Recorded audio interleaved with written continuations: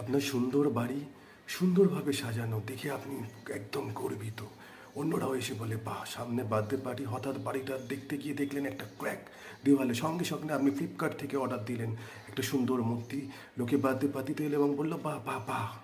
যেমনই আপনার লাইফ পার্টনারের সাথে আপনার কিন্তু ঝগড়া হয়েছে, আপনি সেটাকেও ঢাকতে চাইলেন, ওই বার্থডে পার্টিতে তাকে হিরের আংটি দিলেন, সুন্দর ড্রেস দিলেন, বড় কেক কাটলেন, লোক বললেন বাহ, চড়ি নাম্বার ওয়ান।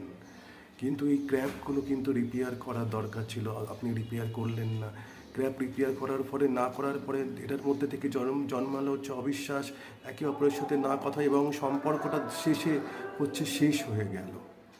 তাহলে আমরা কি আমাদের জীবনে হচ্ছে যে এবং সম্পর্কের মধ্যে যে রিপেয়ার কোনো দরকার সেগুলো করতে পারি না? নিশ্চয়ই পারি। কীভাবে করবো? প্রথমেই হচ্ছে যদি সম্পর্কে কখনো ক্র্যাক দেখা যায়, একে অপরের সাথে কথা বলুন, কেন সম্পর্কটায় সমস্যা দেখা গেছে সেটা বোঝার চেষ্টা করুন, এবং হচ্ছে শুনুন, ভালো লিসনার হন। সে কি বলছে সেটা ভালো করে শুনুন, তার উপর রেসপেক্ট রাখুন, সে যেন মনে করে আমাকে গুরুত্ব দেওয়া হচ্ছে। সে কোনো কাজ যদি ভুল করে তার উপর রেগে যান না, তাকে বলার চেষ্টা করুন তুমি এই কাজটা ভালো করেছো, আরও যদি ভালো করো আরও ভালো হবে। এতে হচ্ছে একে অপরের সম্পর্ক শক্তিশালী হবে। আর যদি এসবও না কমে তাহলে হচ্ছে মেডিটেশন করুন, কাউন্সেলিং করুন, কিন্তু নিজেদের সম্পর্কটাকে সুন্দরভাবে করুন, রিপেয়ার করুন। নমস্কার।